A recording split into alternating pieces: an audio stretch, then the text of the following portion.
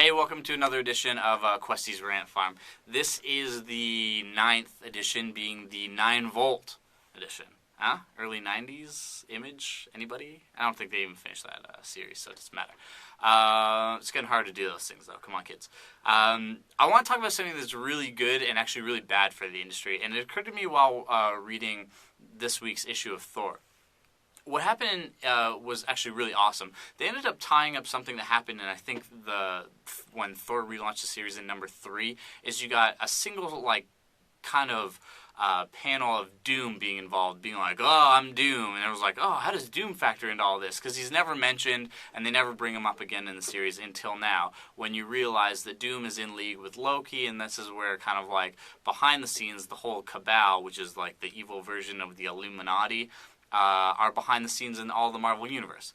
Now, if you didn't understand anything I just said right there, that's exactly my point. If you're going to a comic shop and you're new, fresh off the boat, as in the street, and not reading comics these days, one thing you're going to run into is continuity, and it's either really good for the industry or really bad. For people like me who go every Wednesday, I love it. I love the fact that I can read a Marvel book in New Avengers, and something that happens in New Avengers in one panel will be directly related to what happens in Thor, which was a book that didn't even seem like it was going to be related to the rest of things after Secret Invasion. And that's awesome. But it's a hindrance to people who want to get involved and just can't do it because there's so much backstory that they'll pick up, something that Bendis writes and not have any idea what's going on. But where does this become a good thing? When it comes to the trade market.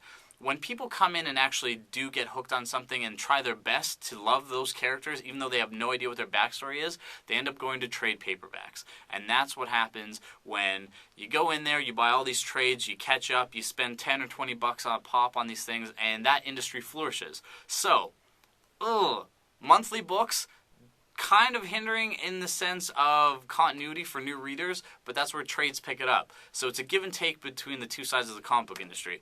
Nerds like me really like it, and the people who don't know that much might have it hard to get into. But pick up trades. That's all I'm saying. Thanks, Jeff.